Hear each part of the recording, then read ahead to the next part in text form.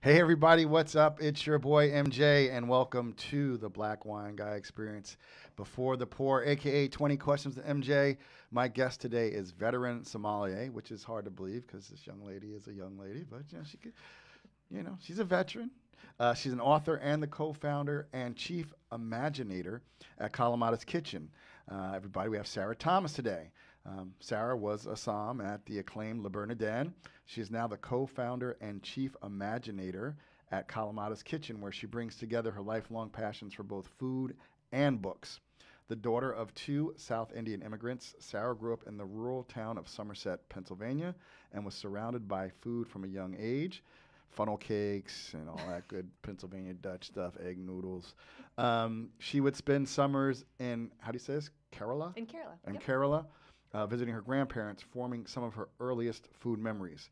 While working at various restaurants in Pittsburgh and then at Le Bernardin, Sarah obtained the prestigious Advanced Sommelier certification and was featured in the popular SOMM film series. Through her storytelling work with Kalamata's Kitchen, Sarah hopes to create a confident character that other children of color can see themselves in, while also encouraging all kids to look at different foods and cultures with a sense of curiosity and compassion. Welcome, Sarah. Is there anything else you'd like to add? I'm excited to be here. Thanks for having me. Okay. I'm excited you're here, too. It's a super exciting day. So to warm us up a bit, I'm going to start by asking you 10 quasi-personal questions, followed by the 10 questions that James Lipton made famous on Inside the Actors Studio. Okay. Are you ready? I'm ready. Okay, so the trick is just whatever off the top of your head. Don't think about it. Whatever you say, I'm going to make fun of him some way or another, so it's really okay. All right, Great. you ready? What is your favorite book? He asked the author. Well, yeah, I have a lot. I guess Pond by Claire Louise Bennett Okay. or Einstein's Dreams by Oh, Alan I Lightman. actually read Einstein's Dreams. Wow. Yeah. Damn. Or Remains of the Day I didn't read that one. by Kazuo Ishiguro. Nor I saw the can't movie. decide. So good. My other producer, she would line and be like, yeah, I read Einstein's Dream. Where did I read? I read Einstein's Dreams. I was on vacation somewhere. I love that book. Yeah, and I knocked it out in 2 days or something. It was really good. Yeah, beautiful. Yeah. I've reread it many times over the years. Yeah. I'm gonna have to go home and reread that, Yeah. Sarah. What's your favorite movie? Oh, really like Lord of the Rings. Okay. Deep obsession. All right. Who's your favorite musical artist? Probably Radiohead. Oh, very nice. What's your favorite food? Last meal, what would you be having? Oh, Malayali food. So food from Kerala. Anything my mom makes. Okay. Simplify that. Yeah. Okay. What's some soul food from Kerala? What's that look like? What's that? I mean, so this story is about my mom's dal recipe, like the thing that I grew up Okay. eating. But then my favorite thing she makes is this really traditional beef fry, Oh. which is like really heavily spiced, lots of fried coconut, curry leaves, all this. It's so good. Oh, So good. gotta come to Sarah's house for dinner. Welcome anytime. Who's your favorite athlete? I've never followed sports in my whole life, but I'll say I have a friend who's a professional athlete, so I'll name him. It's Neil Walker, who's a baseball player. Was Okay. just retired. Okay. Amazing guy. Awesome, Neil Walker. First ever answer I got was Neil Walker. I love that. Favorite cartoon as a child? I didn't, She not didn't a watch cartoon. I cartoons. didn't watch. Mhm. I didn't really. Yeah. Oh well, you know what I loved? I loved the Muppets. Okay. Loved the Muppets. Okay. Yeah. Okay. Did that count? They're not a cartoon. They're but, not people. They were animated. Are they marionettes? Are they? Well, they were Puppets. Muppets. Well, Yeah. no, it was Muppets and marionettes. Animated Muppets. There were lots of things going on there. I know. See, but the Muppet Show was actually pretty good. The two critics up in this. I love them. I mean, I loved. Yeah, And do you Saturday realize how sexually charged Miss Piggy was? I look back now, I'm like, Miss Piggy was very sexually charged. She was. She really. If you were, she was. Anyway, I digress. Okay. What's your current Oh, no, back up. Sorry, guys. What's your favorite cereal? Did you eat cereal? You probably eat cereal, like all this I good didn't. food. No, I She, didn't like, really there eat was no, cereal. there was no cereal schmearial. I didn't really eat cereal, but what's funny is my dad ate Basic 4 every morning, and like I had like a nice hot breakfast every morning. But I remember being like, I really want Basic 4. Like I think, and I don't know. I like that was like the dream cereal for me. And then I was like an adult and got to buy Basic 4 for myself, and I was like, You're it's like, fine. nah, All it's right, all right. cereal's fine. No. All right. What is your current exercise routine? Oh, I joined the cult of Oh, Peloton. yeah, I was going to say, Yeah. I haven't had to ask that in a while because things go, but you're on the cult of Peloton. Yeah. At least you know it's a cult. I do. That's a start. Oh, I'm well aware. Yeah. I was listening to even that commercial, like, come on, Peloton. They talk about it like it's an entity, right? Come on, Peloton. You crushed that. Here's the thing. I never liked exercise before, and then it's because I just like walked all the time and was on the floor and didn't really have to think about it. And then suddenly I wasn't, and we were all at home all the time, and I was like, I have to do something, I guess. And I got really into it. I'm not ashamed. She's like, I was on that newcomer leaderboard. I was moving up every day. No, okay, I do like 20 minutes, but still, It's a hard 20 minutes. More than I did before. All right, very cool. Who's your favorite comedian? Oh, I don't know. Oh, you know what? I just bought tickets for Hassan Minaj's show. Okay. King's Jester. I'm really excited about that. He's a good one. Yeah. Yeah. He's got it's like Radio City. He's got some shows coming. I saw that. Yeah. Very cool. Very cool. Although, who's the guy? I'm not. Master of None. Aziz. Aziz is funny as shit. I love Aziz. Oh my God. What was his character on Parks and Recreation? Tommy something. Oh my God. Great stuff. But yeah, he's good. The new guy is good. Like, and then so many great comedians out there. Yeah. Who would you most like to have a bottle of wine with? Oh, I don't know. Like on the inspirational side, I guess would be like Obama. But I think I was just thinking about this the other day. I studied Renaissance English literature, and there's this poet called John Donne. And I was like, I remember just thinking like, man, I would really like to have had like a drink with this dude. But like in the early part of his life when he was writing, he was like such a rake. Okay. And like a kind of a guy about town. Yeah. And I feel like I would have enjoyed having a drink with that dude. He turned into a preacher later in life, so like less interested in that half of it, I guess. For sure. Okay, Sarah, now we're going to turn our attention to the Proust questionnaire, made most famous by James Lipton inside the Actors Studio. What is your favorite word? Liminal. So I know what subliminal means, so what does liminal mean? Obviously Liminal related. literally means kind of like the space between other spaces, destinations, but you can kind of expand that metaphorically, like to be a transitional stage, right? So it's kind of a space between spaces, both kind of literally and metaphorically. And it just the Dave Matthews song just popped in my head. What's your least favorite word? Oh, I don't know. Maybe can't. That's a good one. Yeah. That's a good word to not I don't know. favor. I'd have to think about that. Yes. I'm not sure. What turns you on? Intensity. Intensity. Yeah. Okay. Conversely, what turns you off? Probably the opposite of that, right? Apathy. Yeah, disinterest. What sound or noise do you love? Cooking sounds. Anything cooking. So, like something bubbling in a pot or like anything sizzling on a stove, stuff like that. Yeah. Ooh. What sound, noise do you hate? Like any of those like metallic sounds that make my teeth hurt. Like like drills. Yeah, or, we all, like everybody in subway here, thing, our that mouths teeth name up to thing, like, Yeah. You can feel a sound like it's in your teeth. It's probably not good. Probably not. Yeah, enjoying it. that's never enjoyable. Smoke coming out of your mouth. dentist goes, oh, Yeah. or that sliding sound off your tooth, and all of a sudden you spit, and your blood. Yeah, that doesn't sound good for a number of reasons. Yeah. You know? Okay. All right. I have to do it. What's your favorite curse word? Now that I'm doing children's property, I'm trying really hard not to swear as much as I did when I worked in the industry.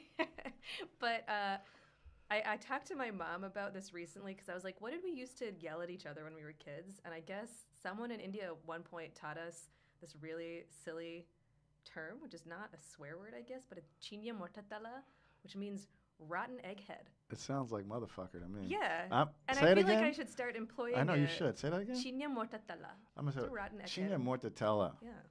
Motherfucker. Yeah. You rotten egghead Perfect. motherfucker. Oh, another one. Munje pardade, which is all about like the tone you say it Yeah. in. All it means is look at your face. But like if you say it like that with like the gesture and you're like munje pardade, like that's mean. You know? I need to start I need to start employing these things instead of Yeah. you know. I know. Well, we do have explicit on our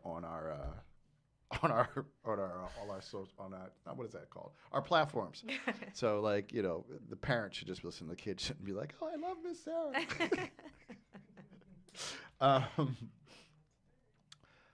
Well, this is an interesting question for you because I think you're in it, but there could be something else. What profession other than your own would you like to attempt? Oh, yeah, I mean, I do have my dream job. I would love to be a musician, but I have no talent.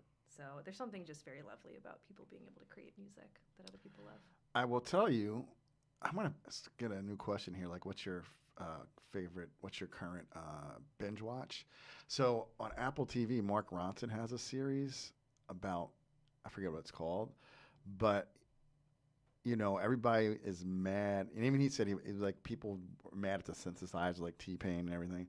But at the end of this one show, he said, but if this machine can cause someone who has music inside them to come out, is it necessarily a bad thing, right? So like, That's a great point. So just get yourself a synthesizer, and get because it's like it's something you said is like when you can feel a word, like the emotion I think people have, and there's a lot of just bullshit off the synthesizer, but there's some And anyway, I digress. We have a podcast to get to. Sorry.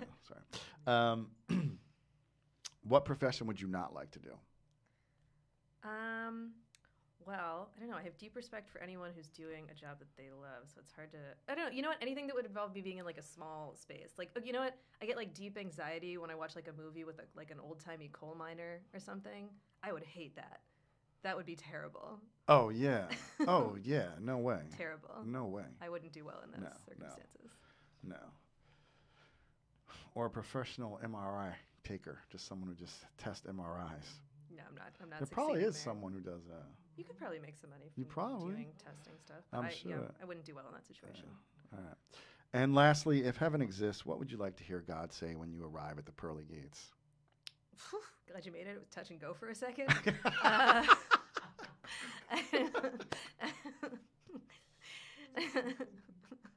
That's awesome. All right, this was fun. And if you want more Sarah, and I know you do, make sure you tune into our episode of the Black Wine Guy Experience, everybody. Peace. Hey, everybody, what's up? It is your boy MJ, and welcome to the Black Wine Guy Experience. My guest today is veteran sommelier, author and co-founder and chief imaginator at Kalamata's Kitchen. Everybody say hello to Sarah Thomas. Sarah was a sommelier at the acclaimed Bernardin in New York City. She is now the co-founder and chief imaginator at Kalamata's Kitchen, where she brings together her lifelong passions for both food and books. The daughter of two South Indian immigrants, Sarah grew up in the rural town of Somerset, Pennsylvania, and was surrounded by food from a young age. She would spend summers in Kerala visiting her parents, that is in India, forming some of her earliest food memories. While working at various restaurants in Pittsburgh and then at Le Bernardin, Sarah obtained the prestigious Advanced Sommelier certification, and she was featured in the popular SOMM film series. Through her storytelling work with Kalamata's Kitchen, Sarah hopes to create a confident character that other children of color can see themselves in while also encouraging all kids to look at different foods and cultures with a sense of curiosity and compassion. Welcome, Sarah. Thank you. Is there anything else you'd like to add? No, I'm thrilled to be here. Thank you. Well, I'm so happy you're here. Tell everybody, what are we drinking this evening, this afternoon? Today we are drinking some Pinot Noir from Chanterev. This is their Paris L'Hôpital 2019. Comes from just west of Marange in the Côtes-de-Beaune. And why this wine? Just curious. Well, first of all, I love this producer. Okay. I think that I'm attracted to wines that have a lot of, that you can kind of feel energy and intensity from. And oftentimes with Burgundy, I think there's this aura of like, you know, the very technical and the very, like, it has to be very kind of sophisticated and perfect and technical, and you have to talk about it and think about it and be like kind of in your head about it. And I think that you can have a very technical, beautiful, precise, and pure wine that still has emotion and energy and is enjoyable to drink. And I think that's what they achieve with every single one of their bottlings. So I brought it because I'm passionate about it. Look at Sarah still flexing her SOMM chops. She still got it. No, sorry. No, that was great. I love that. No, and that's I love that, and that's you're right. I mean, there is that aura of precision and just it's about the terroir, but also like you said, just when that passion, you know. And I think there's a whole new crop of younger winemakers that are coming out there doing that, really infusing like their energy into their wines. And that's not to say that the wine, I mean, like, to reiterate, the wine is like technically, like, beautifully made, and like the two of them together bring such knowledge and expertise and years of experience to the wines. But what I love also is that they're creators of a thing that their goal is to get that to express itself. Which I think is beautiful when you can work so hard and bring so much expertise to allowing a product to shine and speak for itself. That's what is so, I think, special about it. Super cool. So before we hop in, why don't you get a little closer to the table? I'm worried she might not be in the picture. I'm worried, but she's good? Yeah. Okay. All right. Awesome. So let's start at the beginning. Sure. You were born and raised in Somerset, Pennsylvania. Tell me about growing up in Somerset. Like, where is that in relation to Philadelphia, Pittsburgh, or a major city? And what was it like being in Somerset, Pennsylvania? Somerset's a really little town. It's like an hour and a half southeast of Pittsburgh. So this is Western Pennsylvania. It is very rural. My father went there because he's a doctor and he was an emergency room physician in Somerset. And so I was born and raised there. And, you know, it was interesting and different, and like I can look back with a little bit more love than I felt when I was actually there. You know, for one, it was a beautiful place to grow up, right? I spent every day outside in like the woods, and then I got to come home, and my mom and my parents we had a really strong like family life, and my mom was always cooking, so there were all these like really beautiful things, and she made a lot of our Indian food at home. And then, you know, you deal with the kind of the othering of children is even more stark when you're one of the only non-white people in an entire town. And then you know, it's compounded generation to generation. You're one of the only kids that's not white, and it's, you know, different circumstances. It was difficult. I didn't always enjoy it. I didn't always fit in. Yeah. Didn't feel like I could really celebrate, you know, the things that I thought were really unique and special about myself. So, you know, kind of this, I think this is a problem often with a lot of first-gen kids, is you feel the need to assimilate versus celebrate, you know, and that's one of the things that I try to get away from. But that's a direct inspiration from my own childhood. Yeah, I got a close friend. He's like my brother, and he lives out in Roswell or Boswell, Johnstown. Yep. I'm like, what the fuck you doing living out here, bro? Pretty close to Johnstown. Yeah, I'm like, it's like, it's out there. It is and I can only imagine being a child out there, like the only child of color. Like that's got to be like. I mean, like, there were lots of lovely people too. It's not, you know, it's not like, you know, there were like pitchforks and stuff, but there's definitely like a tension that when you're a kid and no one's talking about these issues. When I was growing up anyway, no one was talking about it. You know, you just always a tension, and I think the problem is coming from you don't know where you fit in. You don't quite fit in here. But then, you know, as you pointed out, I went to India every year too, and I didn't quite fit in there either, right? So I wasn't quite Indian enough for Indians and not quite American enough for Americans. So I think this is like, that's, you know, when I spoke about liminality earlier, liminal spaces, I feel like a lot of first-gen kids kind of occupy that. Interesting. So your parents, so first gen, so your parents were immigrants. Where was your father educated? Was he educated in the States? Was he educated? Okay. Yeah. I mean, well, he became a doctor. He studied in India at first, and Okay. then he came here, and you have to go through a whole different process Yeah. to practice here. But he actually he moved to New York first, did a residency program in Brooklyn in like the 80s, and then he was like, let me find the opposite of this. And I still like get upset with him because I'm like, you mean I could have grown up in New York? But he did find the opposite of Brooklyn in the 80s in Somerset, Pennsylvania, and that's where I grew up instead.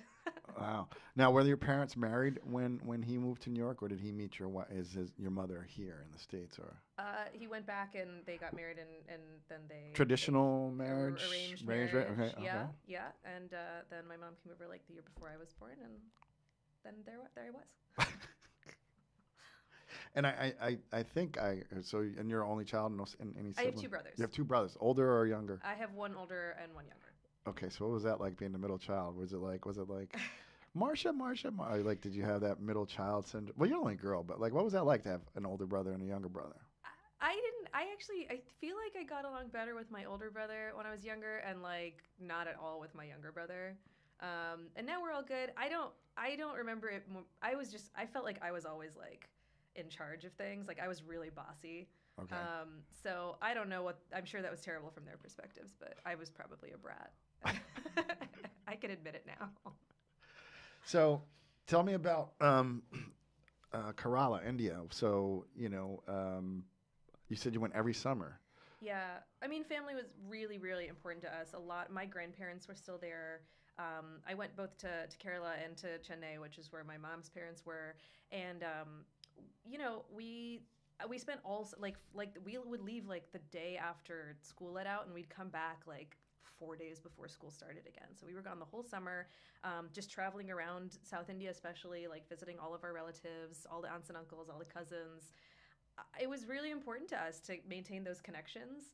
And my parents' generation, I feel, was really, really good at it in a way that like I think about this a lot. Like my generation of like cousins and we are more, it's easier for us to be connected like through the internet, right. And we're so much worse at it.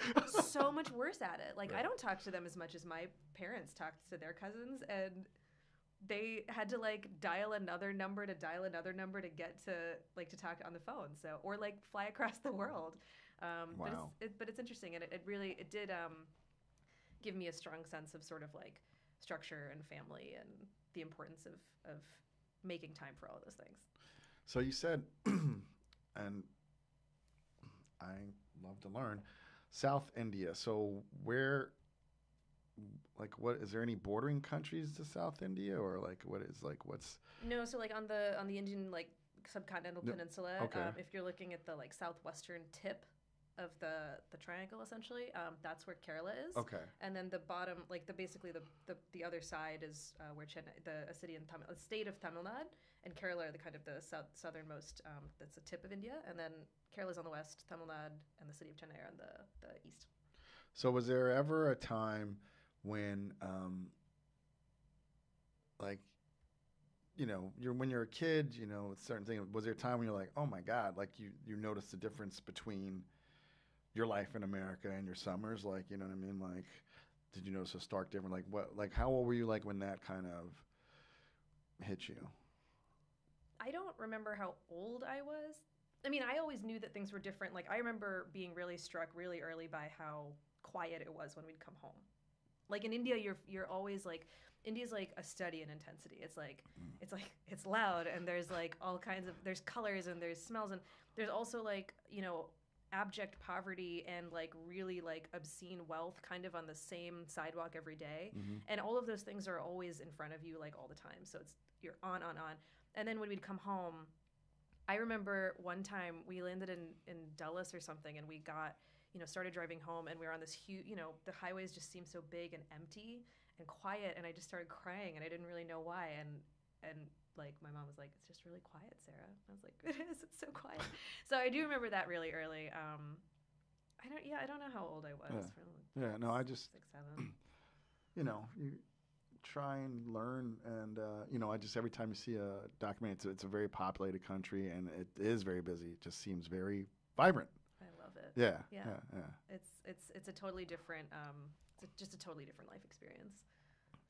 So you mentioned earlier when we were warming up that your mom was a really good cook, and she would cook a lot of Indian food, your favorites. So the question I was thinking, so where was she getting all the spices? Were you bringing them home with you? Like, is that how like? She brought a lot Because there's no of spices home from India. You can't just hop down the turnpike and go to like Middlesex County, New Jersey, where there's all kinds of every Asian cuisine from that part of the world is like there's a market for it. Oh, you mean in Somerset where she's getting stuff? Yeah. We used to drive to Pittsburgh. Okay. Once, I think it was probably once a month. Maybe it was more frequent, but we all piled in the car and drove to Pittsburgh, and like there was a Patel Brothers in Monroeville. Actually, we didn't even go the whole way into Pittsburgh. We went to Monroeville. Okay. And we'd do all of our Indian shopping, and that's what we did. Like that was like an outing. And she'd get the curry leaves and the specific chilies she liked, and like frozen grated. I remember her coming home with like bags and bags of grated frozen coconut, because here you can only get like the shredded sweetened one that's dried, and this so stuff like that she would get there.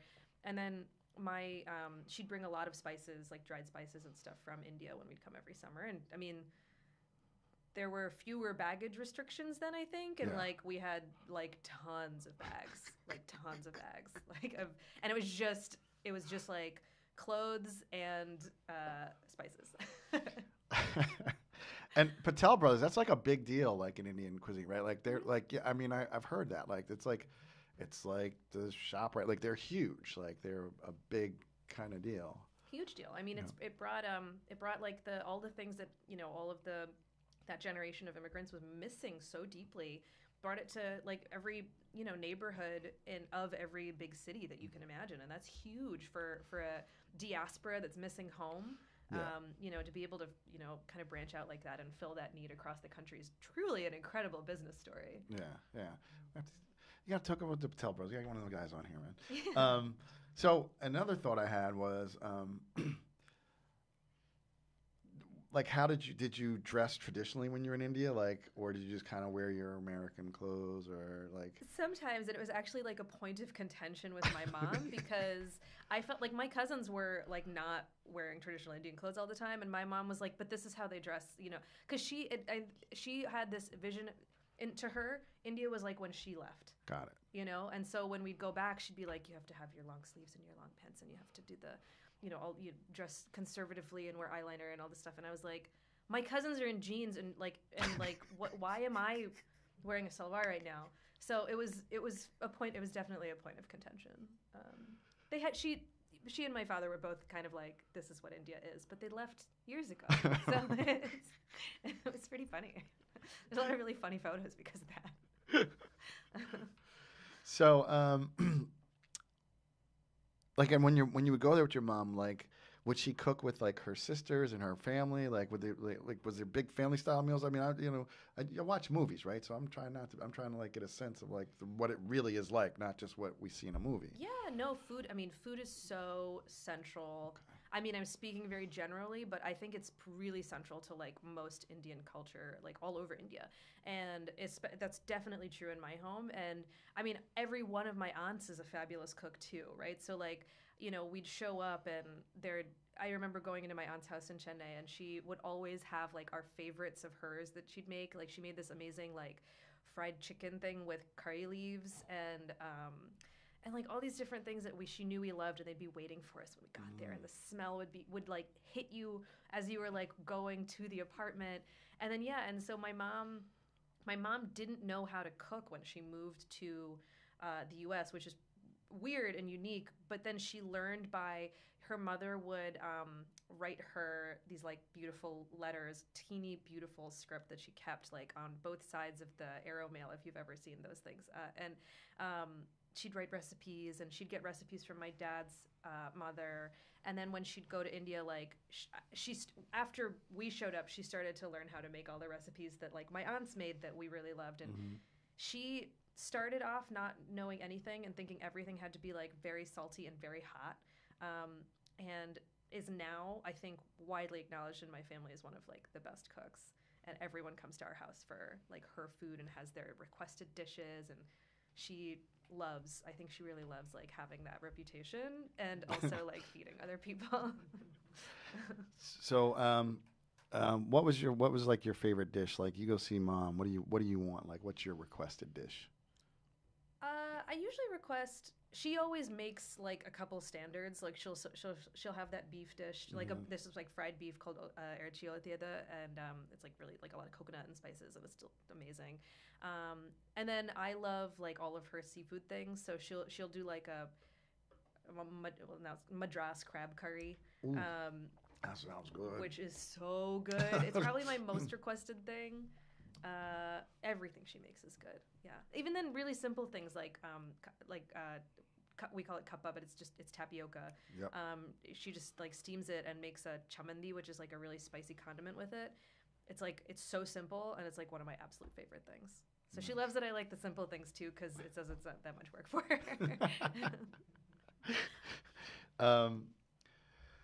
So I understand that you are you self-proclaimed professional try things twicer. Yes. Okay, where did that phrase come from? This came from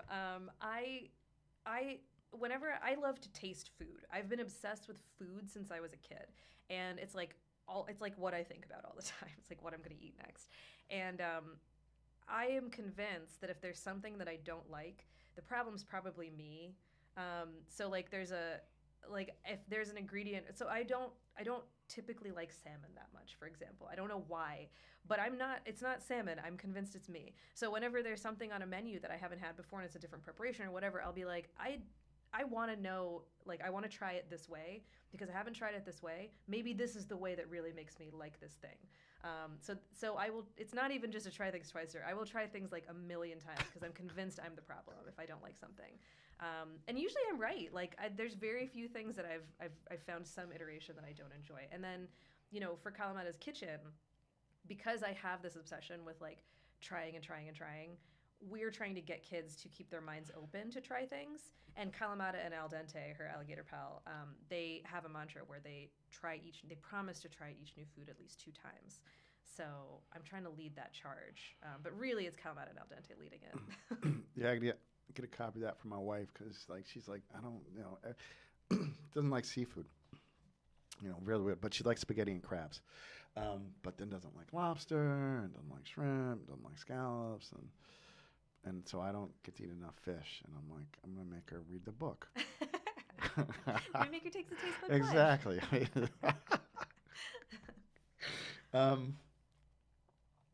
So before we leave your childhood, do you think there was any lessons you picked up in the kitchen when, like, with your grandmother and your aunts when you go visit India?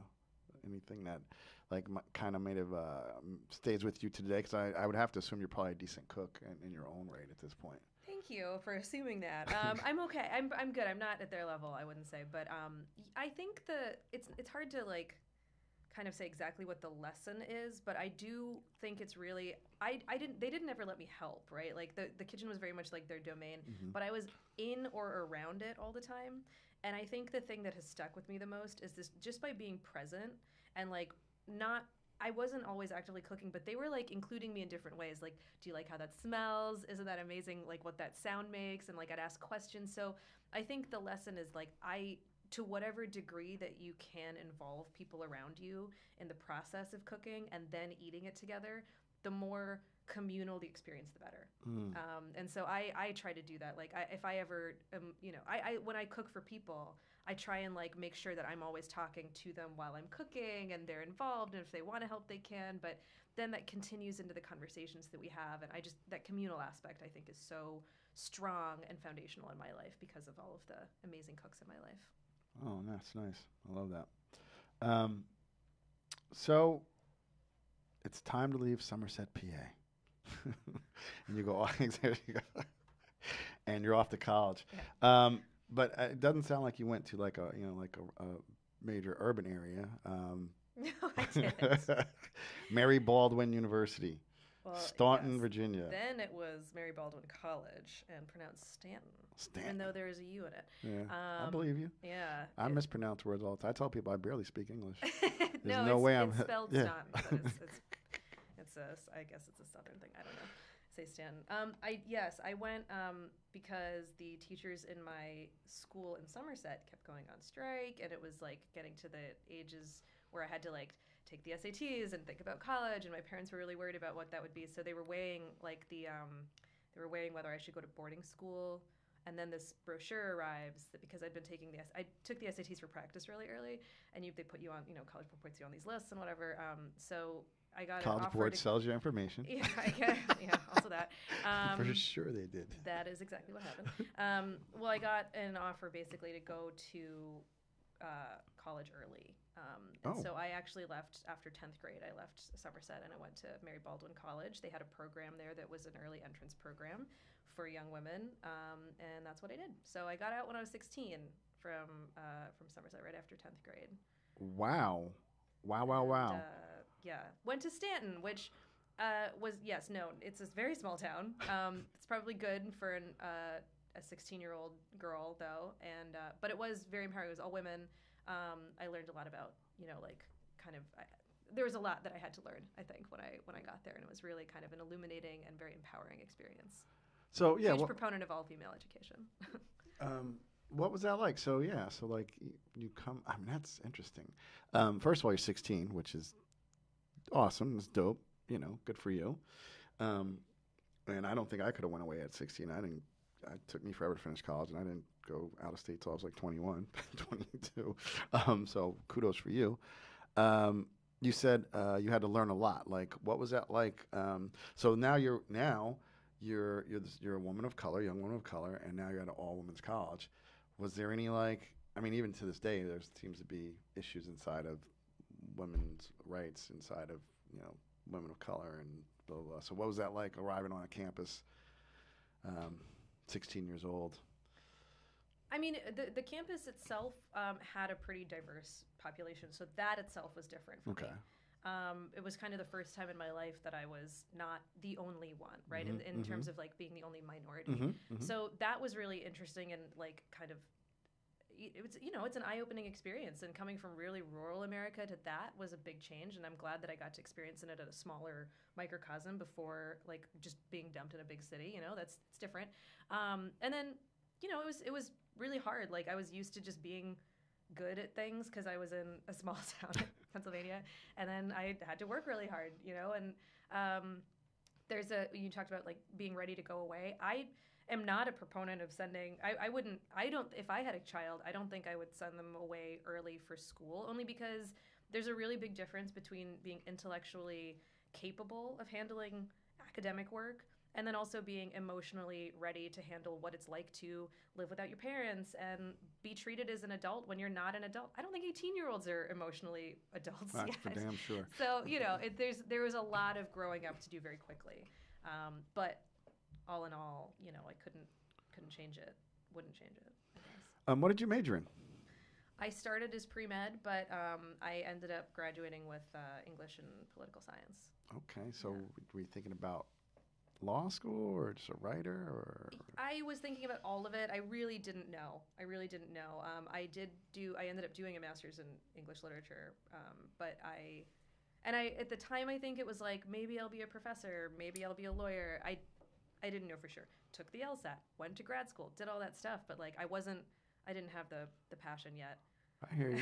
No, I hear you. I was just laughing because she's like, yeah, and I did grad school. Where'd you go to grad school? I went to the University of Cambridge for English Renaissance literature. She's like, oh, be proud of. You went to Cambridge. Jesus, that's like the number one.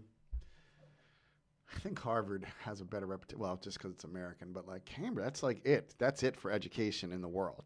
You know what I mean? Like it was pretty good. It was an incredible experience. What was that like? So how old were you when you went over to Cambridge? I graduated when I was 20, undergrad. 20 probably. Yeah, and then I took a year off. Okay. And I lived in India with my grandparents actually. Wow. And then I went to Cambridge, so I was like 21, 22. What was that like living in India for a year? It wasn't the full year. It was most of the year. Okay. And it was honestly probably one of the most important years of my life because it was just me with that. My grandparents weren't well, so that's why I was home. And my grandfather passed while I was there. And it was tough. It was another big kind of growing up experience for me. But I became very, very close with my uncle and my grandmother because of it. Nice. It was important, very important. And I worked in a school for intellectually challenged children. And that was also really formative for me in a lot of ways. It was very, very emotional to have that, like be doing this very joyful, productive thing during the day, and then like go home, and there was, it was harder at home, but it was really solidifying. Like I was seeing that like my love was actually like, I was very happy and felt very productive and useful when I was around kids, and that really brought that back for me, like brought it home. Literally, it's just light bulb just went off in my head. I mean, I probably knew it somewhere, but I was like, oh, Cambridge, University of Cambridge, England. Where's Harvard? It's in Cambridge, Mass. Literally, I just made that connection. Damn. Oh my God. It's not the wine, guys. I've had 2 sippy sips. But not because it's not delicious. I think it's delicious. I'm about to go in on it. It really is.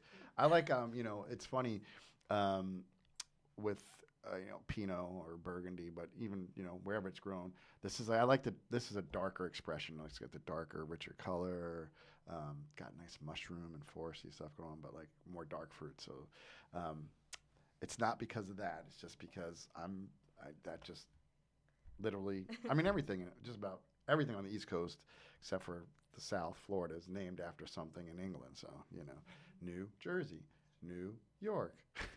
Somerset. Yeah, Somerset. Suffolk County. It's so. So what was like after Cambridge? So after Cambridge, I felt burnt out on academics. And the experience with my grandparents and the children that I worked with had actually made me want to go back to med school. So I came back.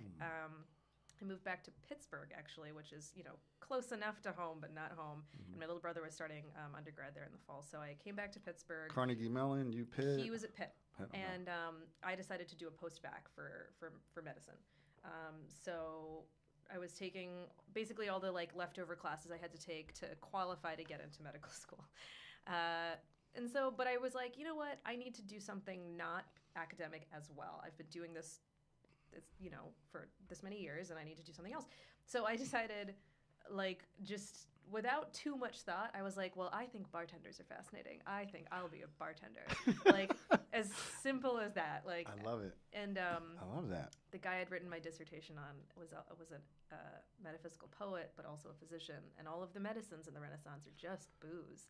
So you think? So I was like, well, maybe I could come up with cocktails based on this guy's medicine. It was as silly and that's naive actually, and no, wide-eyed that's actually as that. Kind of dope, actually. It was fun.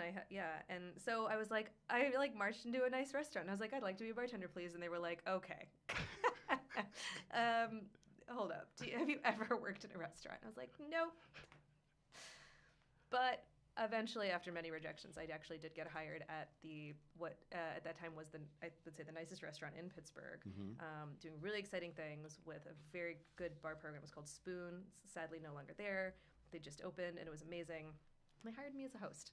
And so, but with the promise that I'd get to learn how to be a bartender there. And I did, and I loved it. Fell absolutely in love with it. That's so funny. You're not the first one. Yeah, we had Yannick on, and he comes from a family that was in a restaurant, but he said Sam Malone. He's like, I thought it was just so cool to be a bartender. So cool. You're like, it's like, that is so funny. So, when did you start at Bar Marco? I think it was 2012. Okay. I'm so bad at dates. And that was, and when you went there, was it in the beverage program? Yes. Yeah. Okay.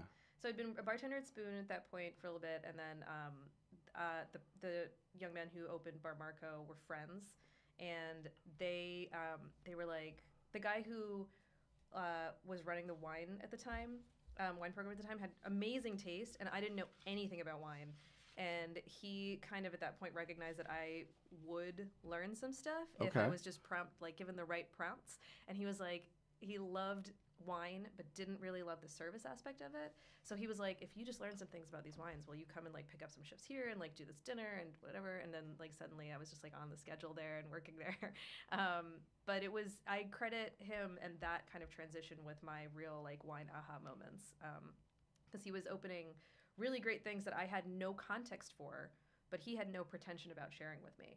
So it was a really genuine, beautiful introduction to really great wine that sparked the love. Okay.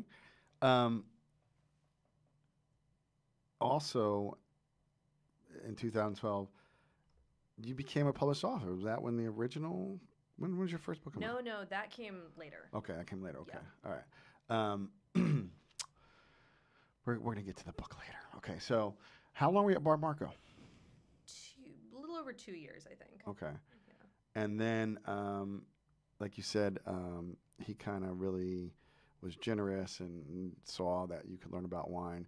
That's when you started your formal wine education? Exactly right. Okay. So that kind of transitioned from Spoon to Bar Marco. I started that kind of passion while I was doing both, and then I was at Bar Marco, and I eventually, by the time I was done there, I was running the wine program. But yes, that's where they really invested in me. Like, they knew that even though I was like done with the academics, they were like, "You're an academic. Please go study what you need to study and like get your certifications, because no matter what you say, like that's clearly still important to you." So that's what I did, and I really fell hard into studying wine, and I loved it. Yeah. I couldn't do it after grad school. I hated school. So good for you.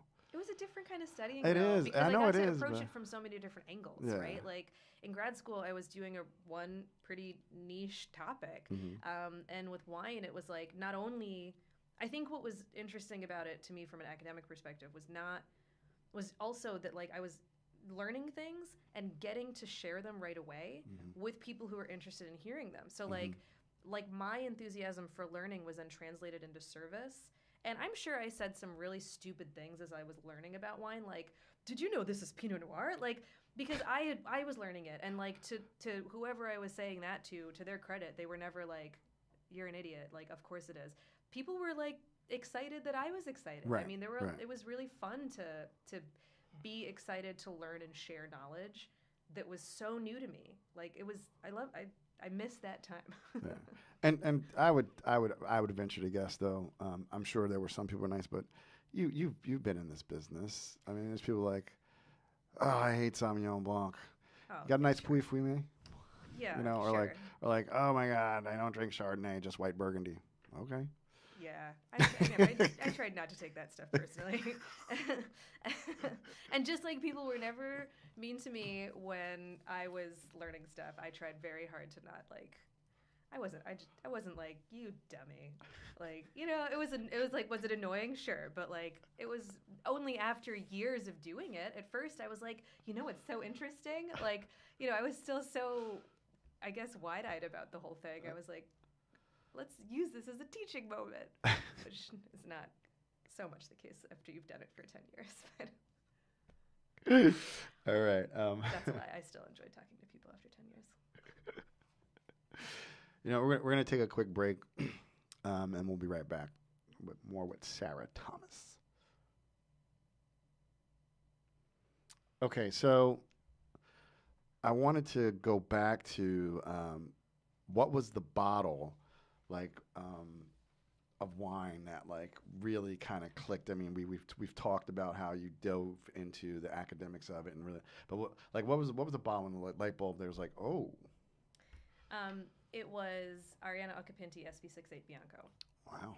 And it's become much more widely known now, but in 2012 or whatever, I think she'd only made like 6 vintages so far, and I don't remember which one it was that I had, but it was the first bottle that was one of the ones where he was like, "Can you learn something about these bottles and then like talk to this table about it?"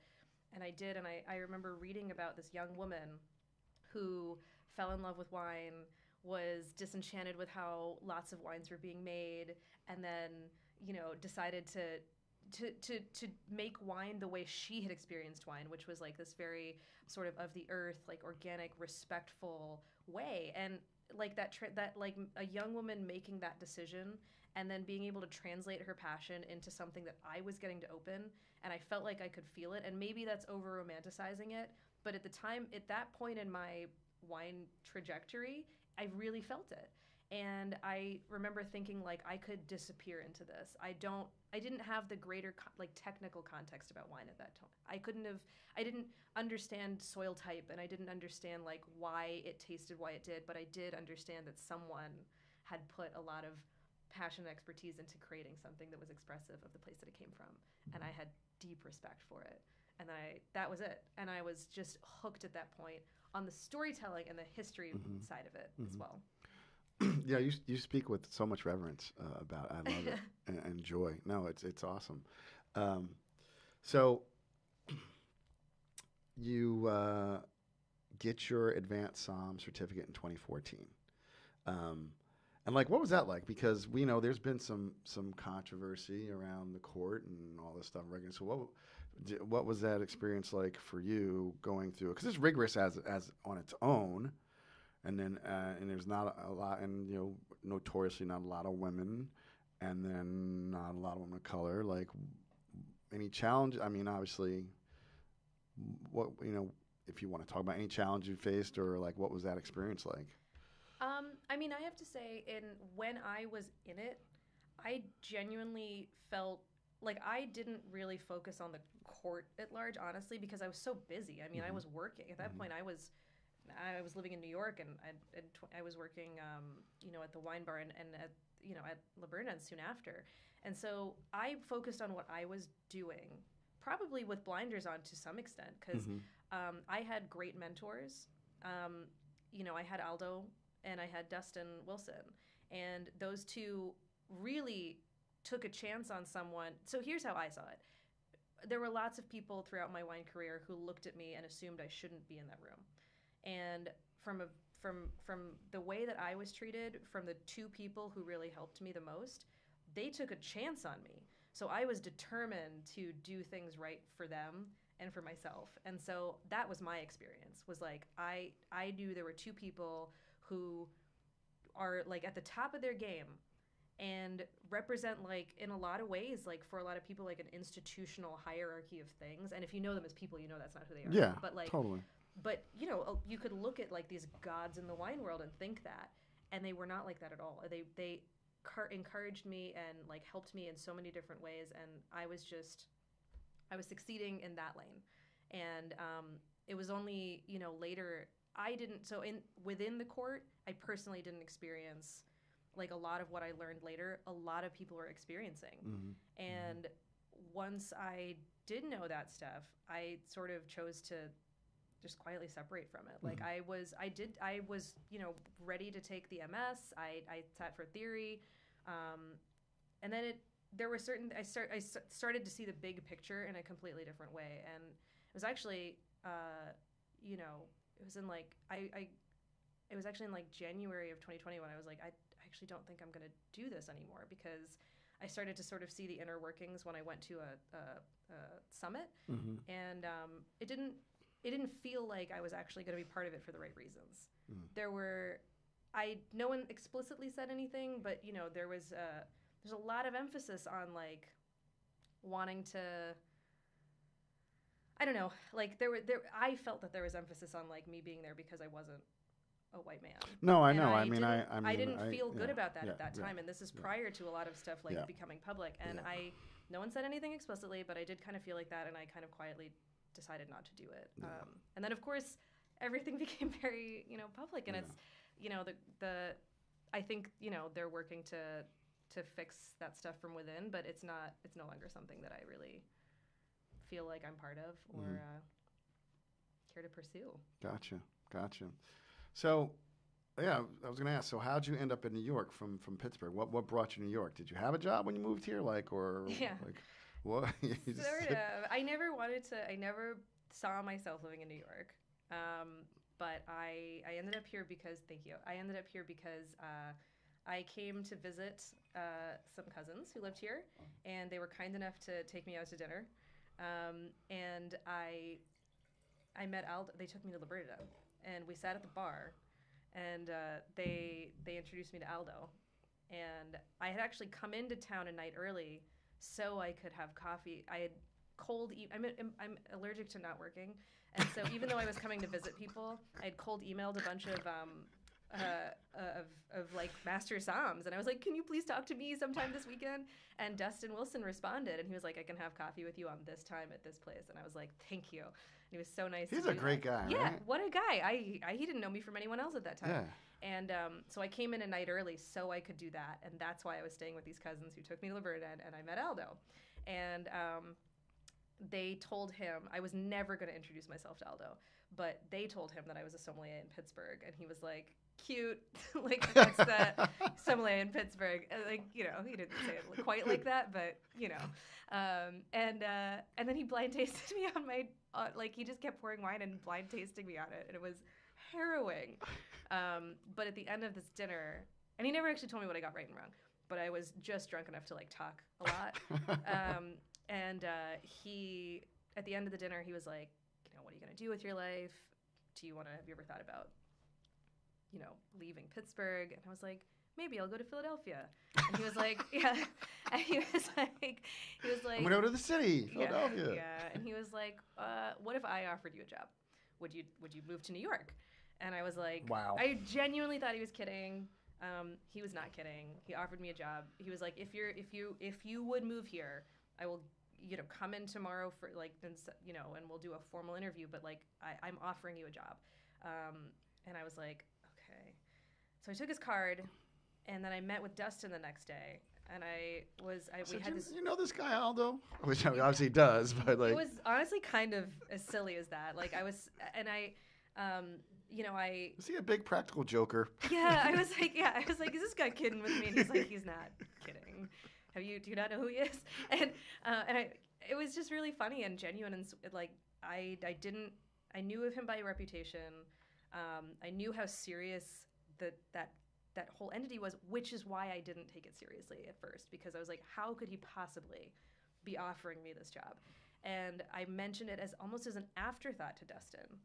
Dustin was kind enough to talk to me, you know, for an hour or whatever. Mm-hmm. Gave me great advice, great encouragement, offered to blind taste me if I was ever in the city again. And then as we were leaving, I was like, by the way, I met Aldo SOMM last night at Bernardin, and I think he offered me a job, but I'm not sure. And Dustin was like, I'm just going to tell you one thing. If Aldo offers you a job, you take it. If it's for a busboy position, you take it. Take it. You're never going to learn more than if you're on the floor at a restaurant like that. So I emailed Aldo from like while I was your BlackBerry. There. She had a BlackBerry fingers. I'm like, where can I come in? And he was like, come in right now. Oh my God. And I did. Yeah. And then I moved to New York like a month later. You know, and there are people need to understand there's just a lot of luck in this world too. Like they say, luck is when opportunity meets preparation. So obviously you have been preparing, and you're very intelligent, and so many amazing qualities about you. But like there is just like luck. Totally. I tell people, you see it all the time now in social media. Like everybody's got their WSET or whatever, and I'm like, first of all, there's only so many jobs. If you want, you know, like you see the SOMM movies, I'm sure we'll talk about a little bit. Like there's only so many of those jobs around, and then it's like luck. But then I'm also like, it's just funny the connections. Like I was over at Skurnik earlier, and like there's these just camps where people come out of, right? So I was picking up some wines from the domestic manager, and he was like, yeah, you know, I'm so glad you're talking to these winemakers. You know, they were when I left Frasca, like Bobby Stuckey's got people everywhere. Like, but there's these proving grounds for people, you know, Bernardin being another one. So you moved to New York a month later, and you walk into the Bernardin, and what do you do? Well, that was to open. So actually, it was to open the SOMM Aldo SOMM wine okay. bar. Oh, that was okay. That's why he was able to. So because it was a new venture. Okay. And so I opened the Aldo SOMM wine bar, which was that was my first job in New York. It was crazy. It was a huge adjustment. It was very, very hard. It was probably the hardest, like I was so tired mentally and physically. It was really, yeah. I mean, really, it was like a really grinding experience. Big adjustment from the pace of Pittsburgh to New York. I mean, Pittsburgh's on the come up now, but it's never New York. I mean, it's just never going to be like... Nowhere is New York. Yeah, exactly. And I know that now. I can say that confidently now. But I wasn't as prepared as you think you are. Like, when, on one of your... Immediately you get there and, like, there's the wine experience soon after, and, like, every winemaker and somm you've ever read about is suddenly, like, at your table, and you have 15 of them to take care of, and you've just moved from Pittsburgh and only read about these people in magazines and books and seen these wines in your textbooks. Like, I mean, it was a lot to take in very quickly, and it's a very steep learning curve. And then, so how did you end up over at Le Bernardin? One thing I'll say, your point about luck and work is really interesting to think about, because I definitely feel like a very lucky person. I also know, in hindsight, I am trying to be better about giving myself credit for where I worked really hard too, which is hard sometimes to do. I do feel absolutely lucky, right place, right time in a lot of things. And I also know, and when I look back, I think one of the things that I did well was that I constantly asked to do more. So, like when I was coming for a vacation, I was emailing people to be like, can you talk to me about my career? Yeah, I know. I was thinking about it. Like, yeah. So, like, I asked for those meetings. And then to go to Le Bernardin, I made it very clear to Aldo that I knew, like, he had to be like, you're not even close to ready to go to Le Bernardin. And I was like, okay, what's it going to take to get me there?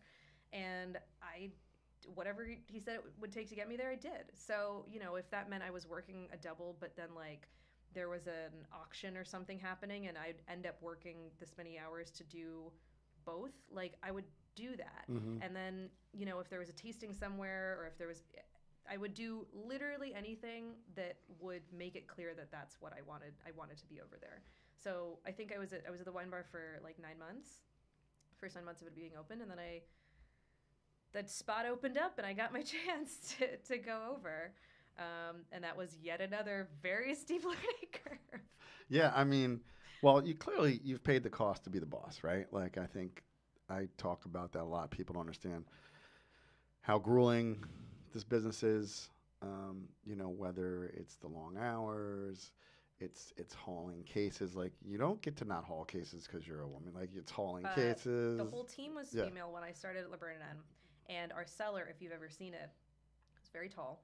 And there's a lot of climbing up and down ladders with lots of wine, and it's physical. Yeah. And nobody got out of doing anything, because right. When they were female or otherwise, everyone's grinding.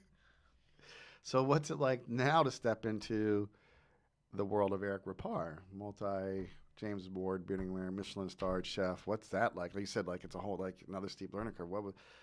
What's that like? It was I'm full of admiration. I admired Eric Rapar for so many years. He's someone that I've looked up to for a long time, as a person, as a chef, as a leader. And then to be there, I never want to let anyone down. Mm-hmm. And especially when I feel like I'm the steward of someone else's vision, I place a very high standard on that. And I think that's the standard that when you're in fine dining, you have to achieve in order for the experience to be cohesive, because there is a strong vision, there's a strong point of view, there's a certain standard of service and aesthetic and everything else that has to go into that, and obviously expertise in the kitchen. And to me, I was like, I have to be able to meet that and hopefully exceed it where I can. That'll be my contribution here. But the baseline is making sure that, like, that I'm being a responsible steward of someone else's pure vision of expertise. So it was a lot of pressure. Like, and there's a lot of pressure there, and then I put a lot of pressure on myself. And I don't know,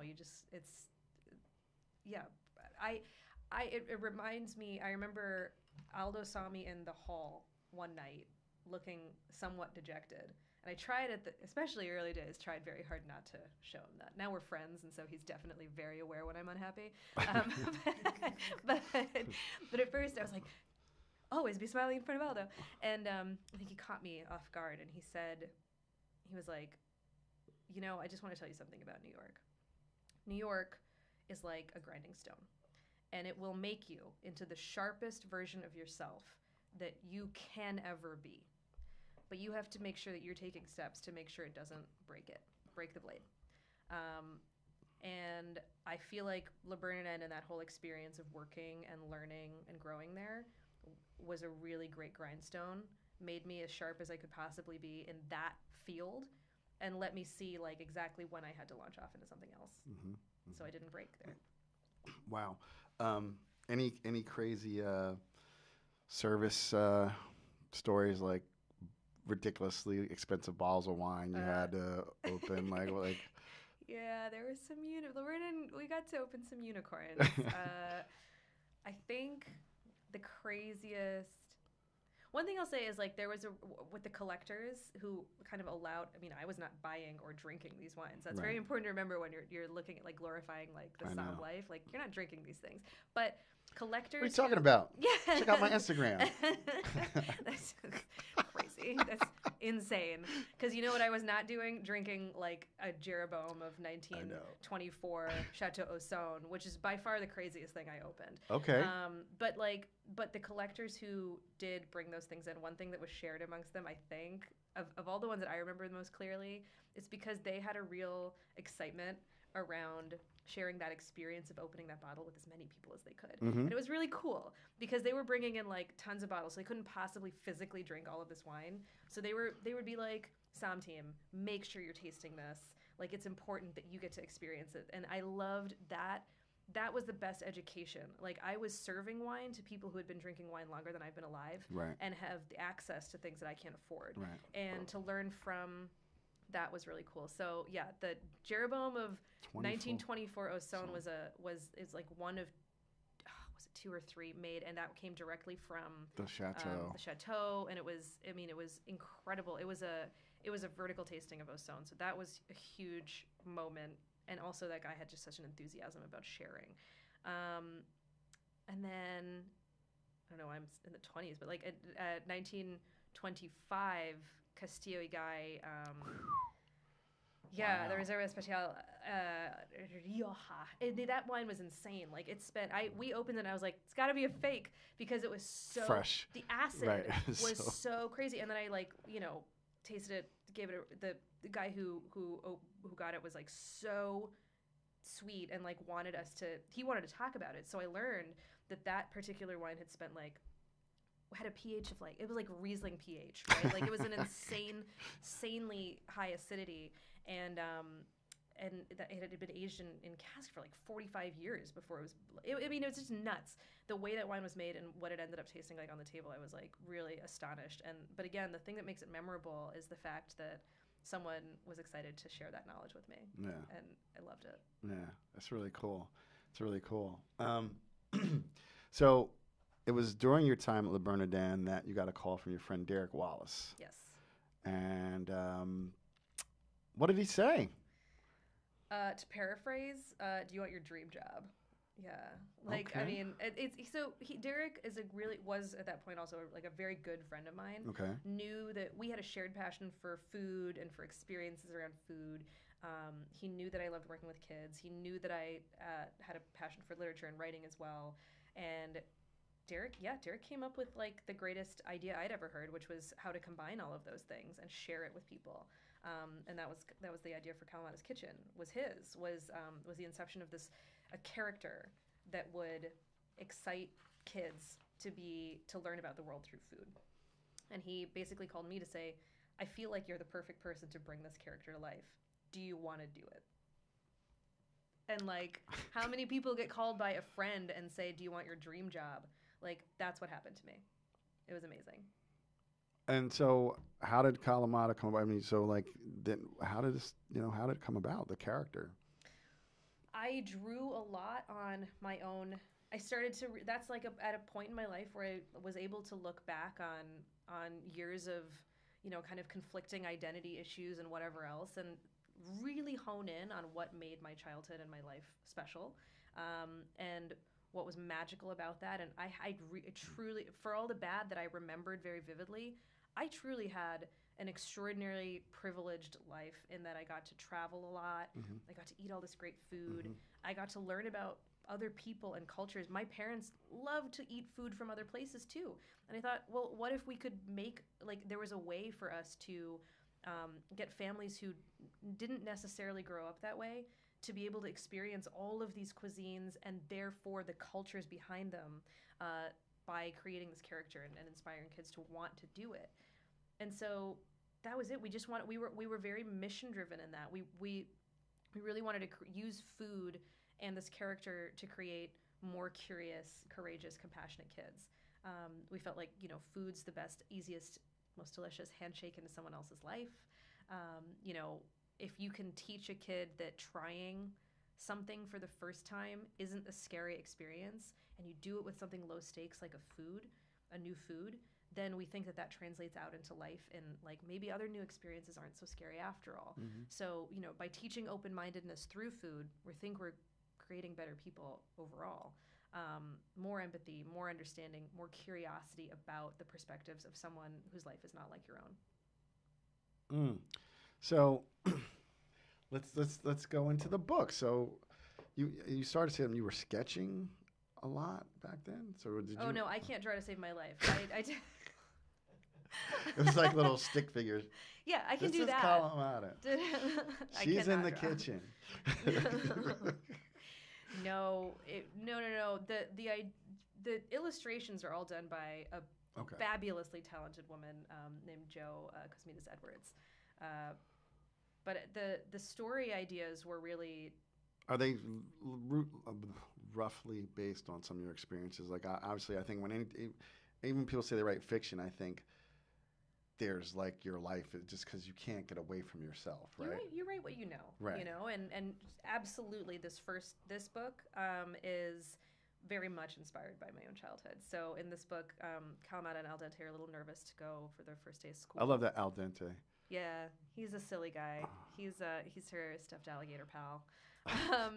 And they go everywhere together, and he's very, very real to her, and they're a little nervous to start school, and she has to be reminded of the things that make her feel brave. And for me, I always felt the most at home, and by in feeling at home the most brave and strong when I was sitting in the kitchen while my mom was cooking. And so this story follows technically what's happening is her mom is cooking dal in the kitchen. Okay. Kalamata is being transported by the sounds and the smells of the kitchen, and feels brave and is reminded of all the ways that she feels brave through this food and this food experience. And so, yeah, that's a direct. And the recipe in the back of the book is my mom's dal recipe that I grew up eating. Oh, that's so special. Now, help me out. Derek, is he a book? Is he in publishing or something? Is that how, or just? No, Derek used to work in a corporate environment that he really hated. He hated. Yeah, and he left because the environment was toxic.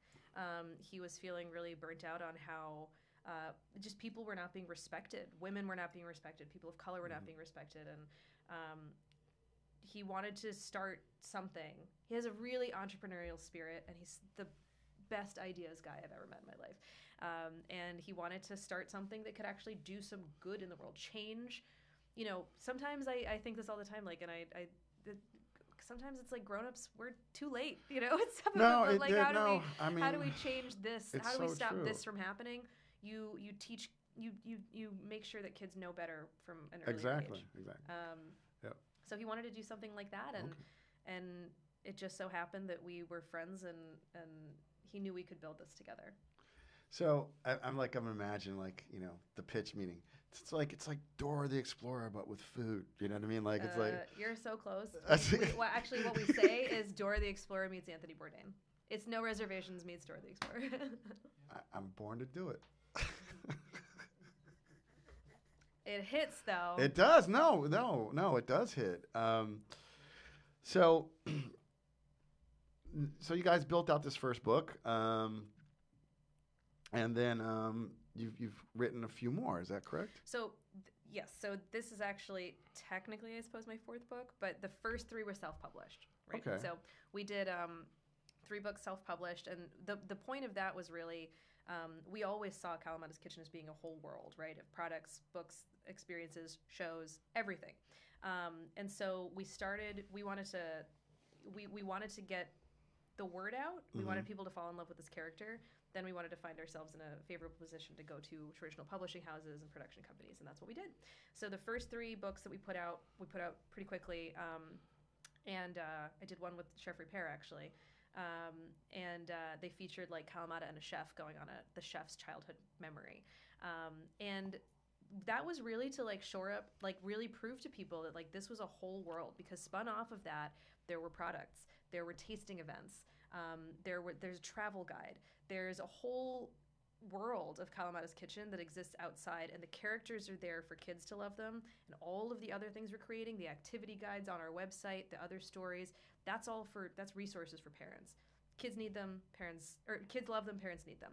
And so when we took that whole package and that whole idea to traditional publishing, and this is our first book with Penguin Random House, first in a multi-book series, that is now at kind of wider distribution, or mass distribution because of it. So there was a big picture, even right at the beginning, with the whole company. So what was the book? That's, first of all, bravo. Thanks. That's brilliant. That's how you do it. Like that is like, that's a vision, right? And I love what you said. Like, I got a buddy, had a buddy. He don't talk to me anymore, but not because anything I did, just because he's 53 and he's got like a 3-year-old kid. And I was like, you're gonna be 70 at your child. We can't hang out anymore. Like I tell him, he's an attorney, right? And he's got means. I'm like, stop taking your fucking kids to Disney every year, man. Take them to go to Paris, go to Spain, go to Europe. Like that's what people do. Like it doesn't matter if your kid's an infant, it's a baby. Like you expose your kids to some stuff, right? So I want to make him buy your book for his daughter. Thanks. Yeah, I want to make him buy your book because I mean the concept's true, right? Let's think about I don't know what was Eddie Wang. He had that series Fresh Off the Boat, and he was talking about going to school with his school lunch, and he'd have traditional Asian food, and the kid's like, "What's that? Stinks. What's that like?" I had that experience. Yeah. I was going to ask you, like, did your mom send you to school with like dal and paneer and? Yeah, and I would kill for this stuff now. Right, but back it was like back in the day, I was like, "Can I have school lunch pizza, please?" Like, you don't know it, yeah. But it's not even, so, we want to foster that sense of curiosity. I think that's key, is like, you have to get people, kids and grown-ups, have to want to learn about someone else's perspective in order for any of this to work. And I think we're at a time now where parents are looking for ways to make sure that they're teaching their kids to want to ask a question instead of immediately judging something. And like, yes, travel is one way to do that. Not everyone is lucky enough to be able to, but food is a great way to travel without traveling, right? So you can eat Vietnamese food without going to Vietnam, and you can still really get a great sense of a culture and history, and the all the passion and the lives that are devoted to making sure that food's in front of you at that time. That's all really important too. You don't have to actually get on a plane and go there. Though that's awesome. That's awesome. No, I love that. And you got me thinking of. I talk to so many people these days. I don't know where I said this, but I was having a conversation with somebody. And we're saying, it was IG Live, and someone I said that New York's the greatest wine city in the world, and they're like, "Wow, why is that?" I'm like, because there's great wine in all the European cities, but you can't get a California wine there. You can't necessarily get a wine from Argentina or Chile or Uruguay. So this is the place where every culture comes through. So to your point. You can eat probably 99% of the cuisine in the world in New York City somewhere. There is a corner, there is a pocket somewhere where you can have Bhutanese food, or Nepalese food, and it is such a way to travel, right? had my last guess. He would say his mother was from Fort Wayne, Indiana, so it was just meat and potatoes, right? Like, but like, I don't think I had plantains till I was like in my 20s. I don't think I had, something hummus, you know what I mean? But like in a city like New York, and with a book like literally, you could live in the Bronx, and people need to go up and get a chopped cheese from the bodega. You know what I mean? Like people need to have, arroz con pollo. People need to have every type of food here, and like you can experience the world. So I agree with everything you said. So while you're doing all this, so you were still working at Le Bernardin, correct? Yes, when we started, I was. Yeah, Okay. that was a lot. Yeah. I think you said earlier you have high standards for yourself, and you can't really appreciate. Yeah. You're in it. Yeah. You just grind. Sometimes you just grind, though. Yeah, it's like what's that thing? A fish doesn't know it's in water. When you're in it, you're in it. You know what I mean? Yeah. So that first book you said was actually about Eric, and so I get you guys. You and Derek were, when were you, CBS This Morning? When were you on CBS This Morning? 2019. I'll hook you up. Thank you. She struggled. I love it. She does not know these dates. I don't. I'm super bad at dates. I'm sorry. Exactly. And it's right off your website. So. Cool. So you made the debut on CBS This Morning, and then Eric was did you know Eric was going to be there, or he? Yeah, okay, because so that was the third of the self-published books. Okay. It was a very sweet, genuine story. Like when I started Kalamata's Kitchen, I was still working at Le Bernardin.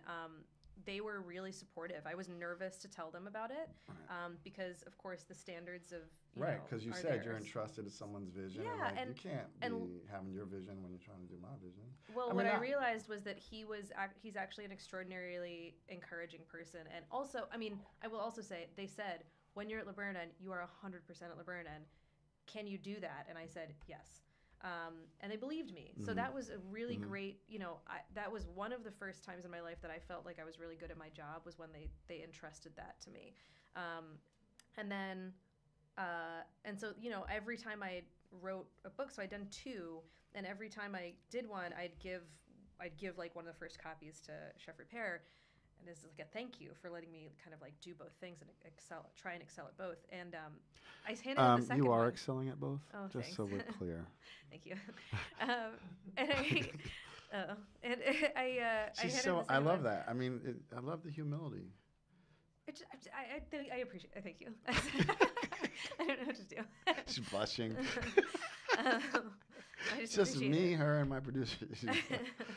But anyway, I'm sorry. But no, I gave him the second one, and he was like, "Okay, this is great, but like, when can I give you one?" And I was like, "Are you serious?" Because I didn't want to impose. I didn't want to impose, but he very like kindly was like, I wouldn't mind being in one, and I was like, "Okay, are you serious? Like, we'll do that." And so we did the third one together, and then sort of PR things came up, and I met Michelle Miller from CBS. I was the SOMM at the Icon dinner at the Beard House. Okay. And she happened to be in attendance, and we met there, and we stayed in kind of in touch, and she was very interested, and she was like, "I'll have you guys on if and Chef Repair went on Cheddar with me also. We did like my first live TV thing was actually on Cheddar, where we were like at the floor of the New York Stock Exchange. I'm sitting next to Eric Repair, one of the greatest chefs in the world, and we're just like chatting about this book I wrote. It was wild. Then we did the CBS spot, and throughout all of it, he couldn't have been kinder, more encouraging, and more generous with his time. And he shared his story with not just with me, but then with every kid that got to read it too, and that was really special. Wow. Now, do I understand it correctly? Because I actually have a production team, everybody. You guys, I talk about my production team all the time. They're the best.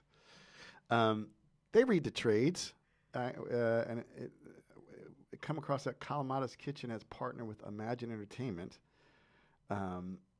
which is the one and only Howard and Grazer Productions, Ron Howard and Brian Grazer, to bring Kalamata's Kitchen to the screen. She's taking a big sip now, so... Yes. What? He's won like awards and shit, like Academy Awards and Yeah, shit. they've made some movies we've heard Okay, of. so is this wow. So yeah, what's going on? I feel this is one place where I feel exceptionally lucky. That is like if you talk about a dream scenario, we have it with Imagine Entertainment, with Ron Howard and Brian Grazer, and also with Stephanie Sperber, who is our person there at Imagine Kids and Family. We're in the production of an animated series, and I'm there's a live action series in the works as well. It's very exciting. Like it's a every day I feel like I'm learning something new. I didn't know how to read a children's book when I did it. I don't know how to do this either. But like, what's very exciting is that like we keep working with people who are so good at their jobs. Yeah, you like don't fuck around. Like you are like I'm in awe. Every day that I get level. If someone is better, like I think most people are better than me at most things than I am, and like in this situation, I get to look at some people who are like the best at what they do and learn from them. To me, that's the dream scenario. Every single day I get to learn from experts, and it's really cool. That's just it's really cool. Okay, so how did they contact you? Were you sending out pictures? Like how do you get into Imagine Entertainment? Like seriously, like that's like, I mean, because like we know how you got. You got to SOMM Bar, your cousins. You emailed a bunch of people. You came in that early, because Dustin was there to coffee with you, and your cousin's like, we got to take you here, and they're big upping you to Aldo, and he's blind tasting you. Like what happened? How did There was a lot that happened. There was so there were a couple different parts to it. One. Is that we found great representation. Okay. And that's a huge part of it, right? Like there's a lot of rooms you just don't get to be in unless you have great representation. Mm-hmm. We got excellent representation. And also kind of at the same time, just through people we'd met, so also at the Icon dinner, I was fortunate enough to meet Ava Duvernay. Ava! What a dream scenario that was for me, and we kept in touch. This is why as well. I keep asking the questions, right? There's so many layers here. I mean, what a dream that was, and she was interested and more importantly encouraging, mm-hmm. to seek out opportunities, to dive deeper into who Kalamata was, really play up like her identity. Like we did a lot of like that prompted a lot of us going, okay, we're seeing validation for this idea. Mm-hmm. It went from Derek and me going, I think this might be a good idea, to being like, yeah, this is a good idea. And we mm-hmm. still say that to each other on the phone every now and then. We're like, hey, Derek, I think this might be a good idea. And it was conversations like that with people like Ava and with our representation who were really making us feel like that. And so, we had a conversation with her, and we had conversations with all the people that our representation set us up with in LA. We went out and we were pitching. She's taking meetings. There we go. Tell us people know. I'm taking pictures. I'm on a lot at Sony. I'm over here. I haven't talked there. about this in a really long time, and it's feels surreal to say out loud. But that's what we did. And you come in, hi Sarah, love the book. Come on, sit down. Like that whole, is it like the whole like, when you see those movies of people coming into the agency, yeah. That. And you're probably like, we're so excited. We love the book. You're like, I'm Sarah from Somerset, Pennsylvania. Yeah, pretty much. Of course. I forgot my name a couple times in my head. I think they went okay, but I was really nervous, and when anyone who's created something, mm-hmm. I think can relate to this feeling of your friends tell you it's really good, and your parents tell you it's really good, and you're like, is it really good, or are they just telling me that because they're really kind and lovely people? And that was the stage. I probably should have known it sooner, but that was really the stage where I was like, oh no, people really like this. And it was very empowering, and really validating and very humbling. Also, you just suddenly realize what's in front of you. Mm-hmm. And I was very grateful to I could have been in just one conversation, even if it hadn't worked out, I would have been grateful to have had that opportunity. It was really cool. Wow. So, you wrapped up your time at Le Bernardin. I think you spent 5 years there. Yeah, just And about, yeah. and you left right when COVID was starting to kick in February 2020, right? Crazy. Yeah. Yes, that was really wild. I had been doing kind of a part-time schedule there at that point. And Sorry, Eric. Marty's on the phone. Scorsese, sorry. oh god. It was they were you know what? He was very understanding. So was Aldo. I can't leave Aldo out of that conversation. I know. Aldo was I'd the say best. yeah. But yeah, it was. I was doing kind of a part-time schedule there. I was doing both, and I remember going to Aldo and to Chef Repair and just being like, "I love you guys, and I'm really grateful." And they were like, "We go in peace." Like it was great. They were really happy for me. Eric has to know because if he was friends with Tony, he knew it was like you could see where your trajectory was going. He knows. He couldn't have been kinder and more encouraging, and same with Aldo. And I left in February of 2020. It was really funny is that I left. I handed in my test to Aldo and all that stuff. And like a week later, he was like, "Can you come do this event?" And I was like, "Yes, of course I will," because I already missed it. Right?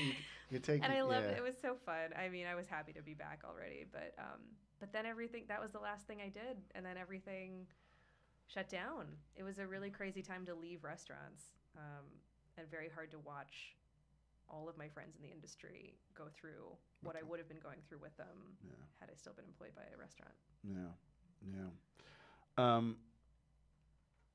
How's Mr. Thomas feel about it, that everything is going on? Mr. Thomas, love it. My husband is the most. My name's Sarah Thomas. He's Tyler Haig. Okay, you're just like me and my wife. Okay, so you're. Yeah, I didn't change my name, but we can call him Mr. Thomas from now. That's fine. Yeah. He is the Sorry, Tyler. loveliest, most encouraging person in the world, and I couldn't have done any of this, literally any of it, without him because, just for any number of reasons, for emotional reasons, for psychological reasons, for financial reasons, for everything. He's been my support for so many years, and continues to be that person for me. Really cool. So you left the Bernardin, and obviously Kalamata's Kitchen is doing very well. I'm sitting here with you for the past almost nearly 2 hours. I can really see the vision you have of touching parents and children, like you said, and creating a whole universe. She's got it. She's on an empire. You are on an empire. I mean, it is, like you said, there's so many events around it. Like you can have someone teaching the kids over here, and the parents are drinking. They're at the 1920 Jeroboam Osone vertical tasting over there, Tasting is tasting. Yeah. You guys launched what is called Mind Open Fork Ready. Yes. Talk about that initiative. Yeah, so the Mind Open Fork Ready initiative is based off of our Taste Bud Pledge, which is I promise to keep my mind open and my fork ready to try each new food at least 2 times and to share what's on my plate when someone doesn't have enough. And so those are the words that Kalamata and Al Dente live by, the mantra of the company. And the Mind Open Fork Ready initiative is a line of, we want to spread that message as far as we can spread it. We think if people live by those words, the world will be a better place. So we thought, how can we do that? And how can we this is our give back component in our company. So we created a product line, the Mind Open Fork Ready product line, all the sales of which all go to No Kid Hungry. And we have some of the most page out of the Newman Zone, just everything goes back. Give it back. I love that. We are a small business. We're still in a startup mode. And also, we wanted to build that give back component into the foundations of our business. That's the only way you do it, because people don't realize it's so hard. You get whatever your habits are, they just get ingrained. Yeah, and it's just the thing is, we know that we've been given so much in life. We're lucky people, Derek and I couldn't come from more different backgrounds for a lot of reasons, and we both feel incredibly lucky for a lot of reasons. And so, at this stage in our lives, where we're in a place where what we do has the potential to do real good, we want to make sure that we're doing it across a spectrum of accessibility. And it's true that not everybody can afford to buy a new book for their kid. That's something we never want to forget.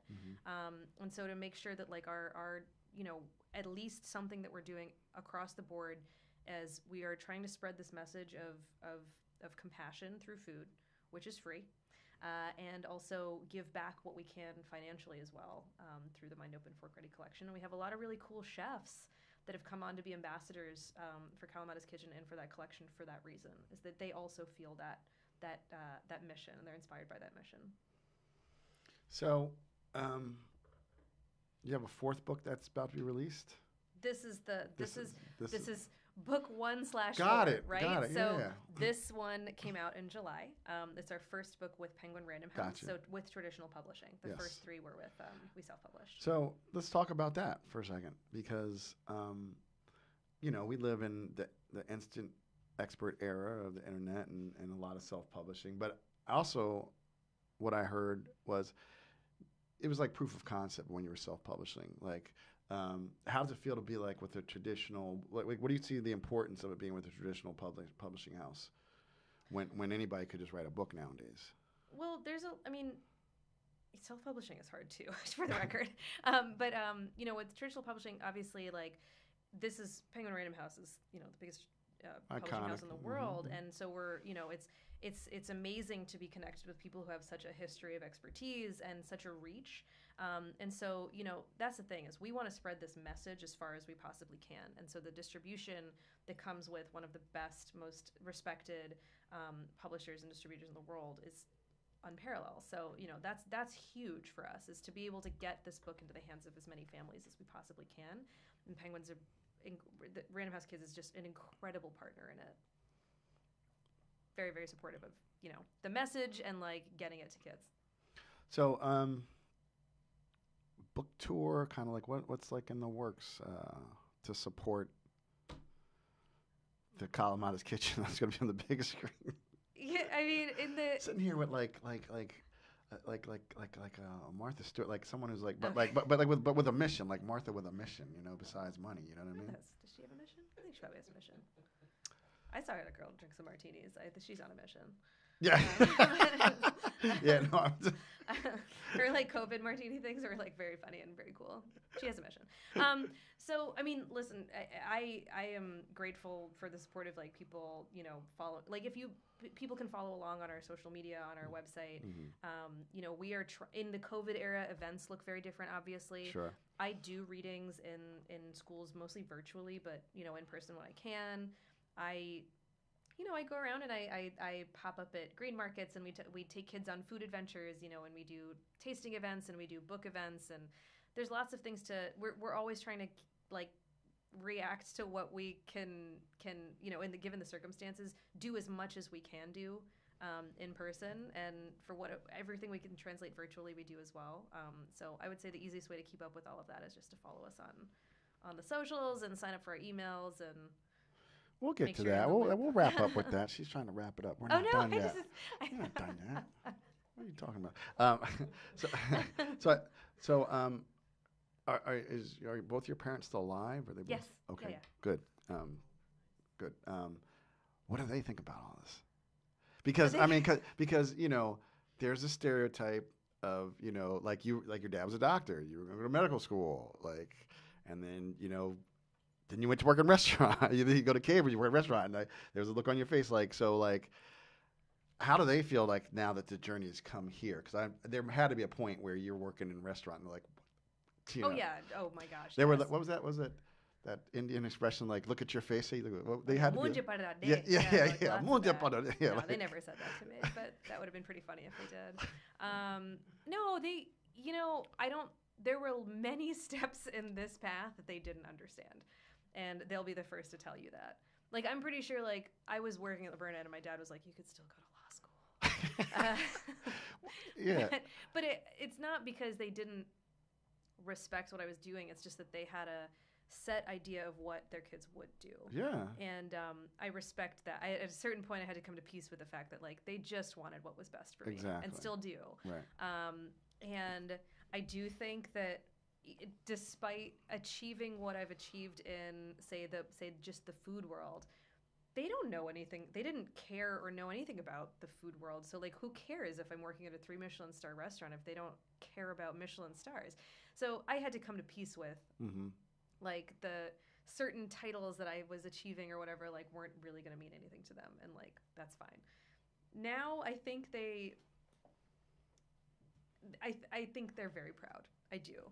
We don't say those kind of things really, but like I feel like they feel I've arrived at where I should be. I do think my husband had a really big role in convincing them of that because he's now their favorite child. And I think, you know, his stability in like a more traditional career path has made them feel better about me being the daughter that they didn't quite know what to do with. And they're like, well, and that's where I realized, like, that's what I mean. They always just wanted me to be happy, stable, healthy, safe. Yeah, yeah. I'm doing something that they didn't quite picture, but all of the above is checked off, so they're good. And the book is dedicated to my mom. And so now that she's seeing me talk about her a lot more, I think she's also like getting it. That's awesome. Have you traveled? Have you been on a plane in the past year and a half or anything? I've actually, since the book is released, have you been anywhere on a plane? Well, my parents live in Florida, so I did go. And is like, did you see your book like in the airport, like airport bookstore? Have you seen that yet? Like, what's it like? Because I remember I've seen it in bookstores. Like I walked into like a Barnes and Noble, and I was like, "Oh, I wrote that." That's gotta be what's that like? Crazy. That must be crazy, right? It is really wild. Because I saw this picture on Instagram. It was you were out with Rita and Victoria and like somewhere. Might have been when I don't know what it was, but like. And, like, you look at Victoria's feet, and the people will, like, my favorite book in the airport. Like, that's got to be trippy to, like, go into a bookstore. And you weren't going to look at your book. Like, some people, there might be people who are like, where's my book? But, like, I don't get, you were probably just, like, because you love books. This was established. And this is the culmination of your love of food and books coming together. Okay, yeah, but I don't usually look in the children's section, and I do now. So I will admit that. Like, I mean, when I'm looking for books for myself. How could you not, though? It's a little different. I do go to the children's section more now, but it is very surreal and really humbling and really cool to see it on shelves. And, like, what's really cool is when people see it and they send me pictures of it. Right, that's even cooler, right? Yeah. Like, oh my God, Sarah. I don't know what it is, but, like, sometimes I feel like it's still, because I love it so much maybe, and like it's hard for me to believe I made it sometimes. It's like, and not to be like super, I don't know what that is, but it's like when I get pictures from other people and they're like, we saw it and it's real and we love it, it feels really, really special. Yeah, you mentioned that earlier. I think people, like, when you actually create something from nothing, it's pretty surreal, even when like, you're like, whoa, like, so what are you most excited about in the future, Sarah Thomas? Oh my gosh, everything. I'm really excited for us to get back to be able to do like big in-person events with kids, because one thing that I know is that when kids interact with our stuff and their parents see it, it's like a light bulb goes off. They're like, we didn't know we needed this, and now we know we need it. And it's so fun when, that's what I'm looking forward to the most, is getting back to like tasting events with kids, giving them the VIP pass and like a passport, and getting them to taste foods that their parents will swear up and down they won't eat, and then watching their parents' jaws drop whenever their kid eats it. Miss that feeling. It's awesome. And then I'm looking forward, the next book. I've been working on book 2. I'm excited for that to come out. I'm excited for for progress on the shows. There's a lot of fun stuff coming up.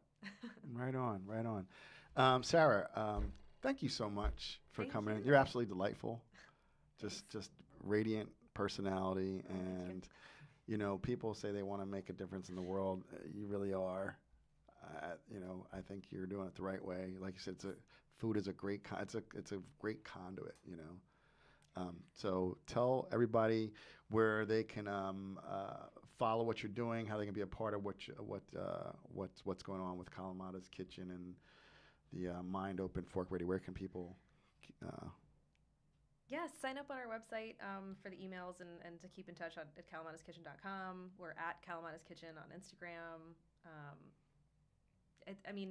Please send me a message too. Like, I love hearing from people personally. So, yeah, follow along on all channels. And there you go, it's the best way. everybody. There you go. Wow, this was really fun. Thank you. Informative. Thank you so much again. Okay, everybody, it's MJ. Really blown away. Dynamic guest today. Until next time, cheers to the Mavericks, the philosophers, and the deep thinkers. You definitely check off those boxes. But most of all, I gotta say peace to all my wine drinkers. We're out.